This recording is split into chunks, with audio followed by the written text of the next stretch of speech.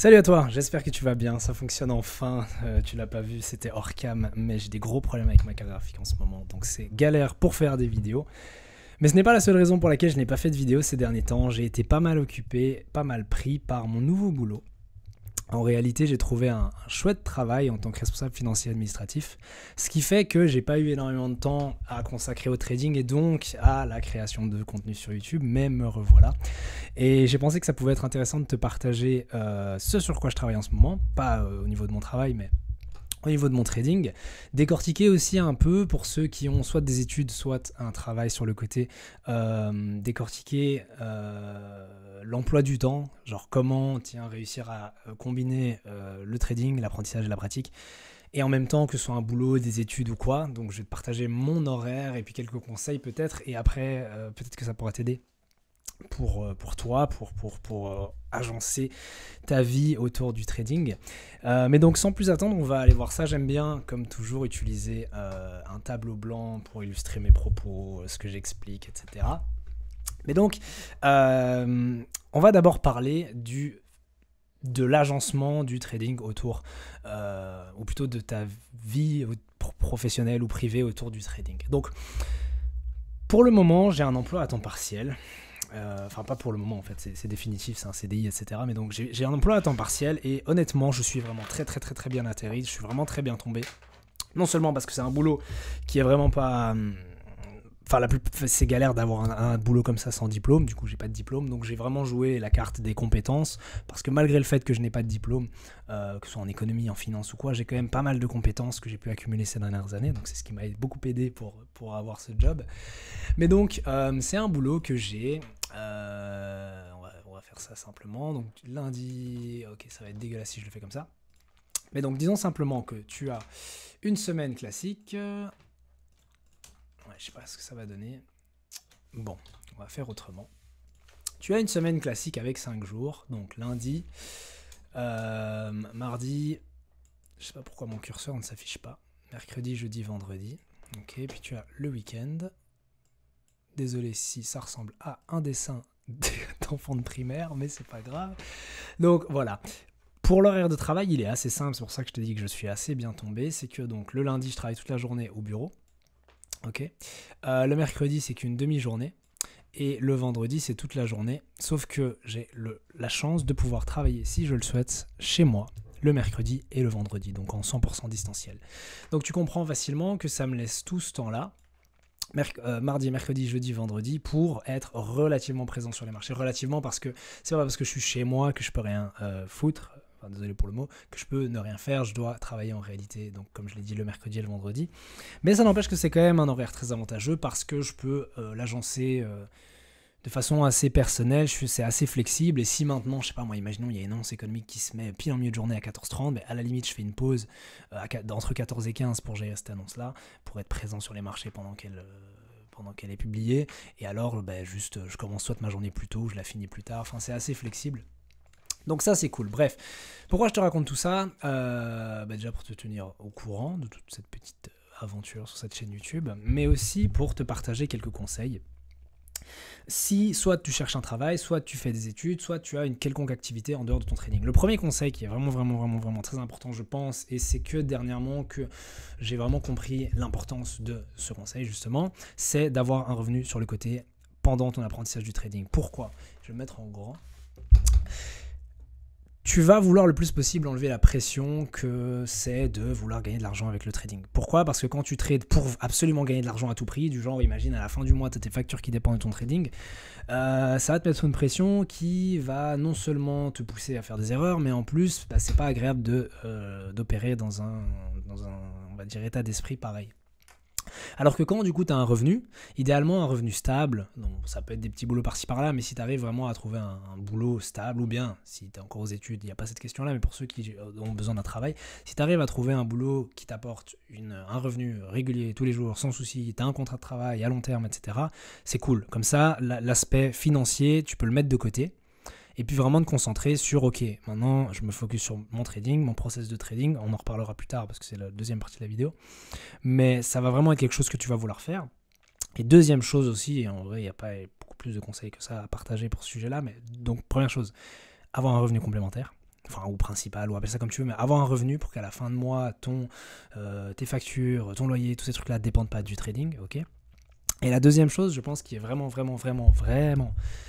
assez importante, c'est d'avoir le temps de trader. Alors ça paraît bête dit comme ça, mais tu peux très bien avoir un emploi, sauf que si tu fais un 8-18 tous les jours, du lundi au vendredi, je vois pas trop quand tu vas pouvoir trader.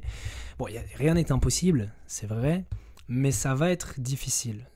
Surtout qu'il ne s'agit pas que de temps, parce que tu peux dire oui, mais voilà, ça me prend 8-18, mais au pire, je sais pas, moi je trade les sessions asiatiques pendant la nuit, ou voilà, tu trouves des agencements, ok, mais ça va aussi te prendre ton énergie. Si tu travailles 40 heures semaine et que du matin au soir, tous les jours, tu es au travail, et que ton esprit du coup n'est pas dédié au trading, mais au travail, et puis c'est seulement quand tu rentres chez toi que tu vas commencer à penser et réfléchir trading, ça risque d'être compliqué en fait pour... Je dis compliqué, pas impossible, encore une fois, parce que rien n'est impossible, mais ça risque d'être compliqué de développer une certaine méthode, une certaine approche, d'apprendre les tenants aboutissants du métier, et puis de pouvoir devenir trader particulier et être rentable, de ça. Donc, ce que tu vas vouloir faire, je pense, en tout cas, c'est pour ça que j'ai pris autant de temps avant de trouver... Enfin, en réalité, j'avais déjà trouvé pas mal de boulots différents, mais je voulais pas les prendre parce qu'il me fallait vraiment un boulot qui me permette de continuer à poursuivre mon objectif principal qui est le trading. Et vraiment, j'insiste là-dessus, c'est très important, ne tombe pas dans ce piège de te dire ok, je prends un boulot pour la facilité, c'est bien, c'est un CDI, 40 heures, machin, tout ce que tu veux, boulot de cadre. Parce que à moins que tu abandonnes ton rêve de trading, mais si maintenant tu veux vraiment pouvoir poursuivre cette ambition qui est cette ambition de devenir trader particulier, donc avec ton propre compte, il faut trouver le temps, l'espace, l'énergie pour pratiquer, pour apprendre. Et si t'es piégé, entre guillemets, parce que dans ce cas-là c'est vraiment piégé, si t'es piégé avec un emploi à temps plein qui vraiment ne te laisse aucun temps pour apprendre ou trader les marchés, tu vas juste devoir abandonner ton rêve ou trouver une autre alternative. Donc honnêtement, c'est pas une mauvaise décision, je pense, d'avoir soit un emploi à temps partiel, comme ça l'autre moitié du temps tu peux la dédier à ton trading. Après, bien évidemment, il faut accepter le fait de gagner moins d'argent, parce que du coup, si tu es à temps partiel, tu gagnes moins d'argent. Donc soit ça, soit avoir un horaire assez flexible, ou alors un horaire sur mesure. Tu as des personnes qui vont faire de la prestation, de service par exemple, et donc en fait, tu travailles un peu par-ci par-là, tu fais quelques heures par-ci par-là, avec des petits boulots, j'en sais rien moi. Enfin bref, à toi de trouver des idées, mais des petites heures par-ci par-là, qui te permettent du coup de joindre les deux bouts à la fin du mois. Et puis tout le reste de ton temps, tu l'alloues à ton trading. Mais bref, je ferme la parenthèse, mais j'avais envie d'introduire la vidéo avec tout ce sujet-là, parce que on n'en parle pas souvent, que ce soit sur ma chaîne ou sur YouTube en général, et pourtant c'est des questions qui sont très importantes. La fameuse question de tiens, comment est-ce que tu agences ta vie autour du trading? Parce que c'est bien de vouloir devenir trader particulier, de vouloir apprendre tout ça, mais il faut, comme je l'ai dit, l'espace et le temps pour le faire, et c'est pas toujours évident. Et là, j'ai parlé que d'un facteur, celui du boulot, mais si tu es aux études, c'est encore une autre problématique. Si tu as une famille et des enfants, ça peut aussi être un autre problème. Enfin bref, on a chacun nos spécificités différentes, on a chacun une vie particulière, mais c'est à toi de trouver dans ta vie actuelle, comment est-ce que je peux faire pour allouer plus de temps à mon trading. C'est d'ailleurs un exercice que j'avais fait il n'y a pas longtemps, juste avant d'avoir ce boulot-là, du coup. J'ai déjà commencé d'ailleurs, et ça se passe très bien, c'est génial, mais bref. C'est de prendre une bête, tu prends une bête feuille blanche, ok, tu mets 10 points, et donc tu vas vouloir faire une liste des 10 choses que tu pourrais mettre en place pour avoir plus de temps pour ton trading, voire plus d'énergie, ça peut être l'un ou l'autre. Et c'est ce qui risque d'arriver, si tu vois que ton boulot ou tes études sont vraiment une grosse contrainte, il va falloir trouver un moyen d'agencer les deux aussi longtemps que possible, puisque tu ne veux pas te mettre de limite de temps pour réussir en trading, et donc tu vas devoir te dire, est-ce que maintenant je peux gérer que ce soit ces études ou ce travail-là pendant 1 an, 2 ans, 3 ans en parallèle à mon trading, jusqu'à ce que je réussisse à déjà être rentable, ensuite avoir un rendement assez élevé, et puis ensuite suffisamment élevé que pour en vivre. C'est vraiment 3 questions différentes, parce que c'est pas parce que tu es rentable que tu peux vivre du trading. Parce qu'encore, il y a la question des capitaux, etc., et de la régularité, bref. Fermeture de la parenthèse, deuxième sujet. Le deuxième sujet dont j'avais envie de te parler aujourd'hui, c'est plus par rapport à ce que je suis en train de faire. Alors bon, j'ai dit au début de la vidéo que j'ai Enfin, j'ai pas mis le trading de côté, mais c'est dur pour moi d'allouer comme avant des heures à mon trading chaque jour, non seulement parce qu'il y a cet emploi-là, mais il y a aussi tout un tas d'autres choses dans ma vie perso qui font que je peux plus faire 8 heures par jour de trading. Mais en dehors de ça, je continue quand même à bosser forcément sur mon trading. Et actuellement, en fait, j'ai compris que l'un des gros problèmes à ma rentabilité, ou plutôt à ma non-rentabilité, à ma non-performance sur les marchés, c'est que ma méthode, dans son ensemble, était beaucoup trop brouillon. Ça, c'est une première chose. Deuxième chose, c'est la psychologie qui va aller en lien avec cette méthode. Tu peux très bien avoir des critères précis, définis, une méthode stricte, mais ne pas la respecter, en dévier. Et donc au final, si ta méthode, on va dire, est rentable sur le papier, mais que tu ne l'appliques pas sur les graphiques, forcément, ça ne va pas aller. Donc ça aussi, c'était un second problème. Et alors, un dernier problème, c'était la disponibilité. Mais comme je te l'ai dit, maintenant, les choses se mettent un peu plus en place dans ma vie, étant donné que je commence à avoir vraiment cette routine. Ok, j'ai mon boulot, j'ai mon trading et je peux structurer les choses comme ça. Alors qu'avant, c'était encore très brouillon, j'essayais de trouver du temps par-ci par-là pour pouvoir aborder les marchés. Je pense que c'est important d'avoir une structure que tu définis toi-même, où tu t'alloues un moment dans la journée où tu dis ok, par exemple à tel moment je fais mes analyses, à tel moment j'essaye d'identifier des opportunités de trading, ou s'il n'y en a pas, c'est à tel moment, tiens, je vais peut-être placer des alertes, ou regarder qu'est-ce qu'il me faut pour, ok, là j'ai peut-être un signal, et envisager une position, quoi. À quel moment je vais faire la revue de ma journée, de ma semaine, de mon mois, à quel moment je vais préparer la semaine qui vient, etc. Et je pense que c'est important de bloquer des moments comme ça dans la semaine, mais c'était compliqué pour moi. Et donc, ces derniers temps, tous mes process de trading étaient très aléatoires. Parfois, je travaillais à 8h, parfois à midi, parfois à 17h, enfin, ça allait pas. Donc, c'était dur de garder une certaine régularité. Maintenant, les choses se mettent un peu plus en place, mais donc voilà. Donc ça, c'est vraiment les trois choses importantes: psychologie, tout ce qui va être le temps que tu vas allouer au trading, un peu un horaire, en fait, je vais appeler ça un horaire. Donc la psychologie, la méthode et avoir un horaire, c'est vraiment trois choses importantes. J'aimerais parler particulièrement, plus en détail désolé, je mets juste mon téléphone en silencieux pour qu'il ne nous dérange pas. J'aimerais parler plus en détail de donc la méthode. Je t'ai dit que ma méthode était assez brouillon. Alors même si les aspects qui sont clairs et définis de ma méthode, je ne les appliquais pas toujours bien à cause de ma psychologie, ça sert à rien de tout remettre sur la faute de la psychologie. En réalité, ma méthode était assez brouillon. Et donc, je ne sais plus où j'ai noté ça, j'avais identifié quelques points qui étaient intéressants à observer. Je vais essayer de les retrouver. Je ne sais pas où j'ai mis le papier. Voilà, je l'ai ici. Désolé. Donc je disais, j'avais identifié quelques points qui étaient importants à clarifier. En fait, c'est vraiment les éléments d'une méthode de trading, d'une stratégie de trading, appelle ça comme ça, comme tu veux. Enfin, j'aime pas utiliser le mot stratégie parce que pour moi, le mot stratégie fait vraiment référence à un aspect de ta méthode de trading. Du genre, dans une méthode globale, tu vas peut-être avoir une stratégie spécifique de suivi de tendance intraday, tu vois. Alors, et tu peux avoir plusieurs stratégies dans ce style-là. Tu peux avoir une stratégie de scalping, tu peux avoir une stratégie de contre-tendance, mais au sein même d'une méthode globale. Donc c'est pour ça que maintenant, j'utilise plus trop le mot stratégie, je vais plutôt utiliser le mot méthode ou système. À la limite, tu peux même utiliser le mot plan de trading, en soi, ça rentre dedans. Mais donc, dans ton plan de trading même, tu vas avoir plusieurs stratégies. Ou peut-être qu'une seule, mais je ne le conseille pas. Mais bref, donc pour moi, il y a plusieurs éléments qui sont vraiment importants à clarifier dans une méthode. Je vais te les citer, peut-être que ça pourra t'aider si toi aussi tu es dans cette phase où tu as du mal à atteindre la rentabilité sans vraiment savoir pourquoi, qu'est-ce qui cloche, et peut-être que ça vient de là, en fait, c'est qu'il y a encore trop de zones d'ombre dans ta méthode. Donc j'ai séparé ça en trois parties. Les trois parties, du coup, ça va être la partie analyse de ta méthode. Donc dans la partie analyse, on va retrouver tout ce qui touche à l'analyse fondamentale, tout ce qui touche à l'analyse technique, tout ce qui touche à ce que j'ai rajouté dernièrement, mais je ne vais pas en parler dans cette vidéo, l'analyse comportementale. Mais donc tu comprends bien ici que la partie analyse est vraiment importante dans ta méthode, parce que si tu as des lacunes à ce niveau-là, tout le reste va être mauvais.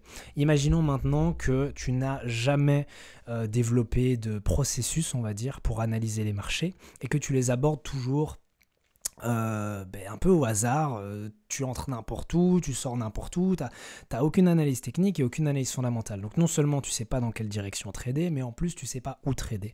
Ben, ça peut être c'est en fait tout simplement très dangereux parce que tu vas trader juste peut-être sur base de setup, de signaux, tu vas faire une bête reconnaissance de pattern sur les graphiques, mais comme je te l'ai dit, tu enlèves une partie vraiment importante d'une méthode de trading. Et donc j'espère qu'avec cet exemple, tu comprends bien que tu dois vraiment avoir les trois parties et que même au sein de chaque partie, il y a des sous-divisions. Et que si tu n'as pas cette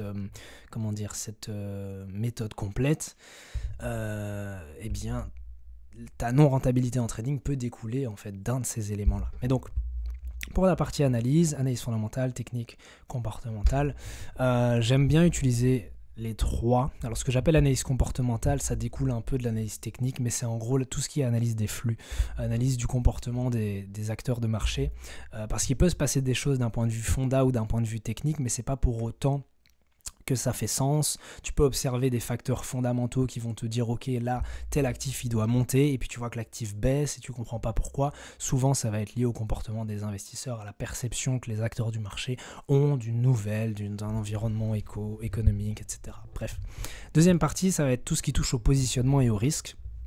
Donc je dirais que c'est la deuxième grosse partie du trading pur.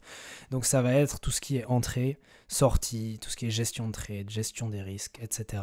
Donc vraiment avec ces deux parties-là, ça c'est vraiment le cœur de ton plan de trading, de ta méthode, l'analyse et puis le positionnement. Parce que s'il y a des lacunes dans l'une ou l'autre de ces parties-là, ton trading va en pâtir. Si maintenant, et ça c'est plutôt mon cas, là je te parle à titre d'expérience personnelle, au niveau de l'analyse, ça va. Je peux pas dire que c'est parfait, mais au niveau de la partie analyse, ma méthode est assez bonne.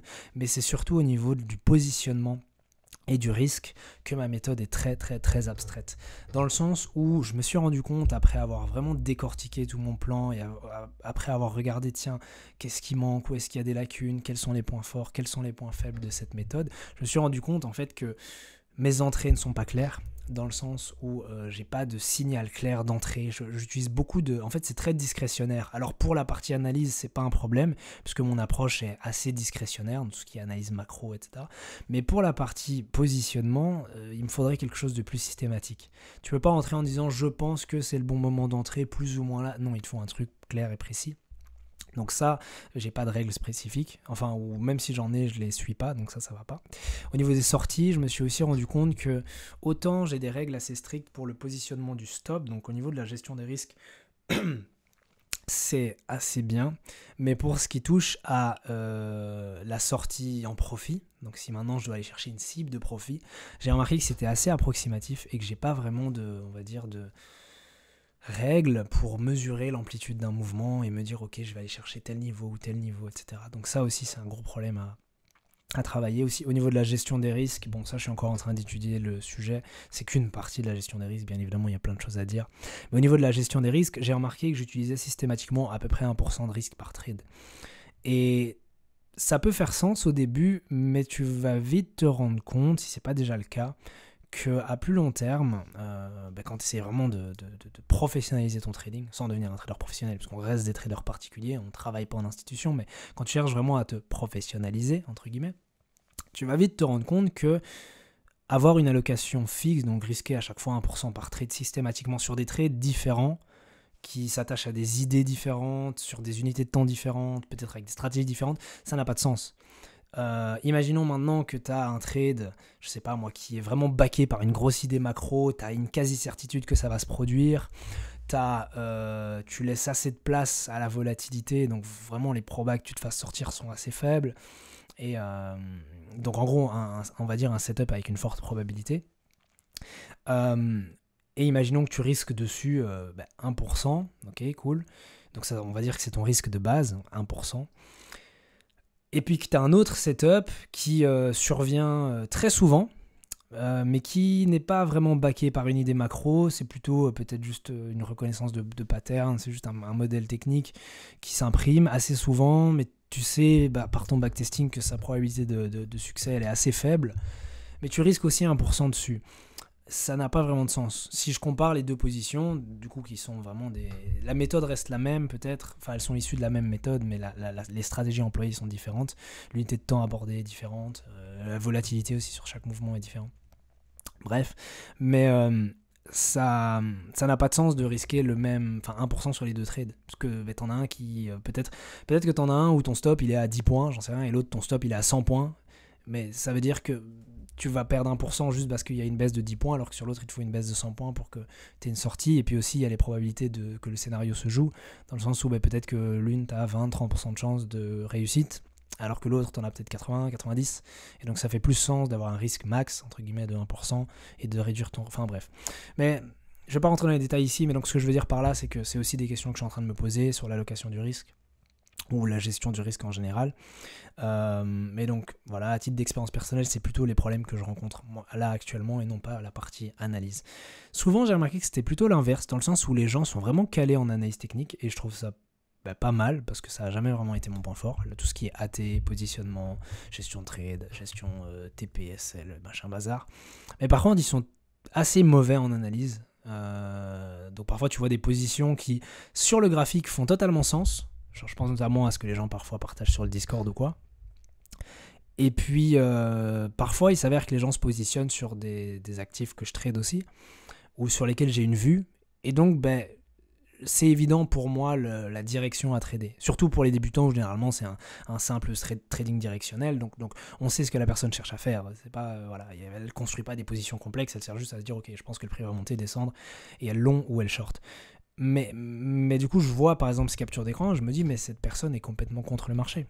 Cette personne ne tient pas compte de ce qui s'est passé, se passe ou va se passer d'un point de vue macro, et elle va juste se faire exploser. Et puis souvent, pas toujours, parfois on a des surprises, mais souvent, quelques jours après, tu vois un deuxième message du genre, hop, sortie en perte, voilà, SL ou un truc comme ça.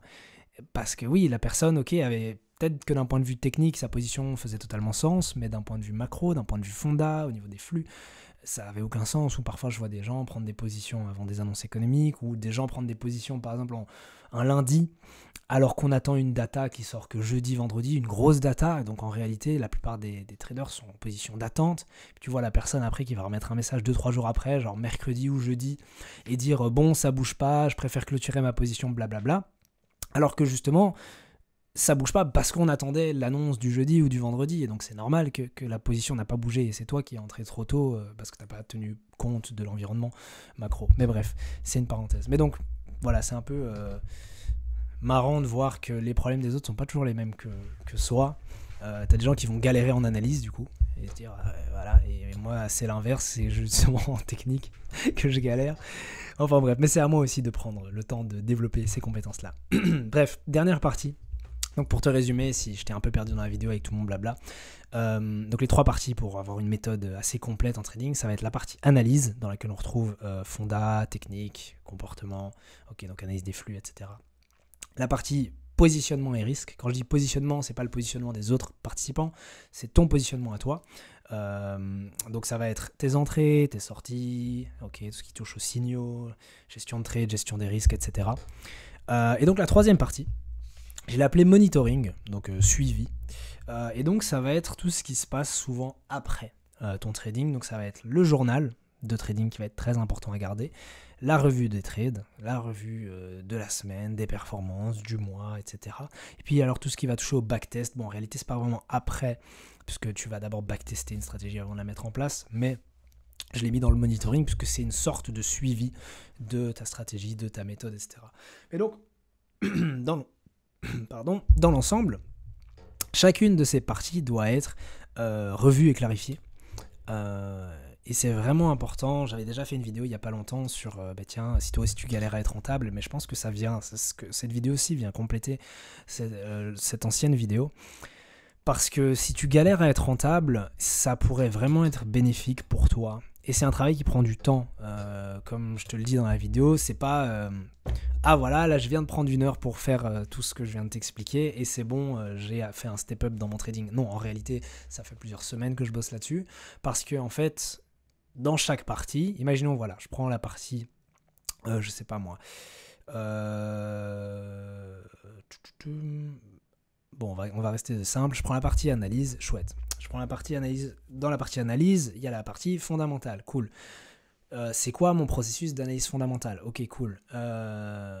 Et du coup, tu dois détailler tout le processus d'analyse fondamentale. Mais dans ce processus même, tu vas avoir différentes sections, différentes parties. Peut-être que tu vas dire, ok, je commence d'abord par une analyse globale, de tout ce qui se passe dans le monde. Ensuite, j'essaye d'isoler certains secteurs, peut-être un continent en particulier, ou un pays, ou des pays. Puis alors après, à partir de ce que tu as pu dégager comme tendance, comme drivers macro, tu vas dire, ok, tout ça va amener des flux monétaire de tel endroit vers tel endroit, donc tu vas un peu savoir vers où va aller l'argent, donc en gros quel actif va monter ou descendre, mais alors à ce moment-là il va aussi falloir faire une sélection, donc du coup tu vas avoir les 4 grands piliers, tu vas avoir les actions, tu vas avoir les obligations, tu vas avoir le forex, tu vas avoir les matières premières, mais donc sur quoi est-ce que tu vas vouloir jouer ta vue de marché, etc. Et donc ce que je veux dire par là, c'est que tu vois qu'à chaque fois une partie amène plein de détails, alors c'est pas compliqué en soi, mais disons que ça prend du temps.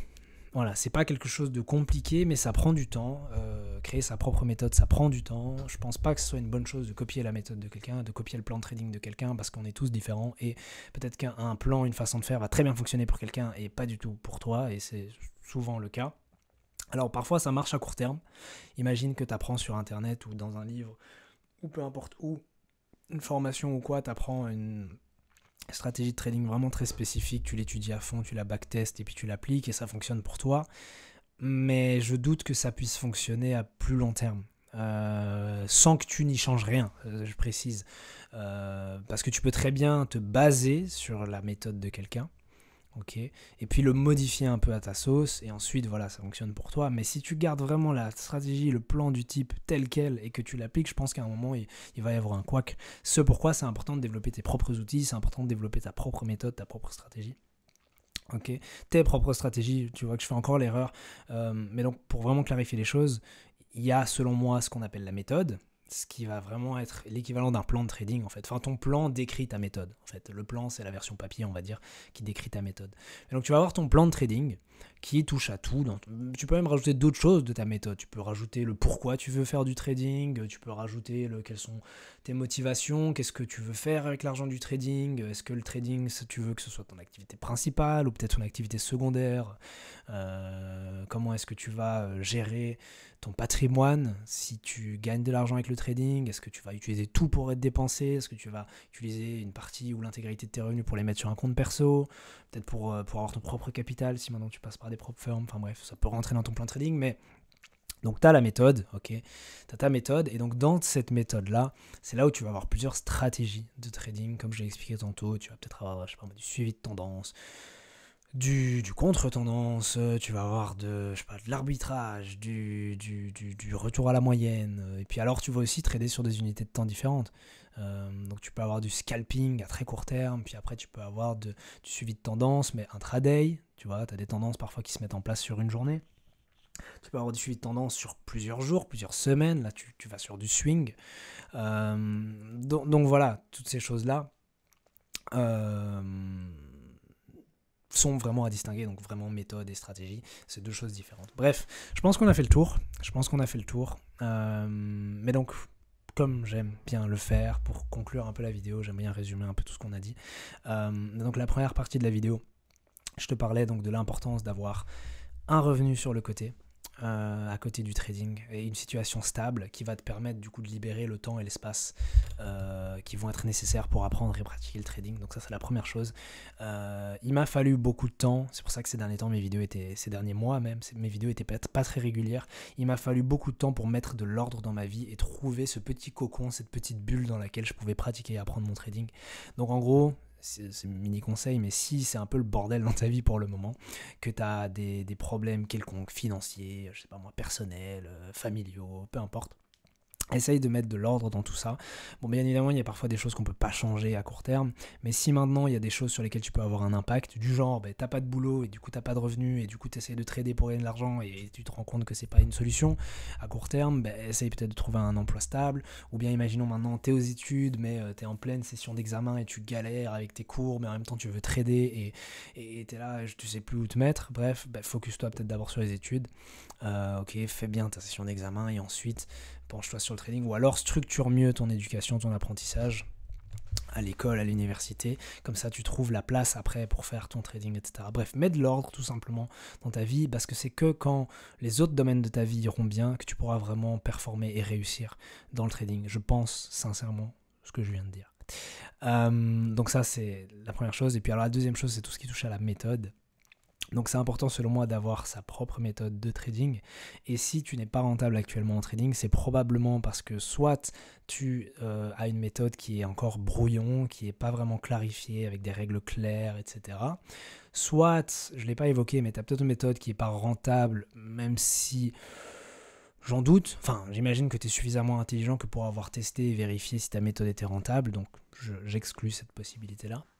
Soit tu as une méthode qui est vraiment clean, qui est vraiment précise, qui a fait ses preuves, mais tu ne la respectes pas, auquel cas, là, c'est plus un problème de psychologie et d'impulsivité. Et donc, il faudra peut-être se pencher de ce côté-là, mais ce n'était pas le sujet de cette vidéo.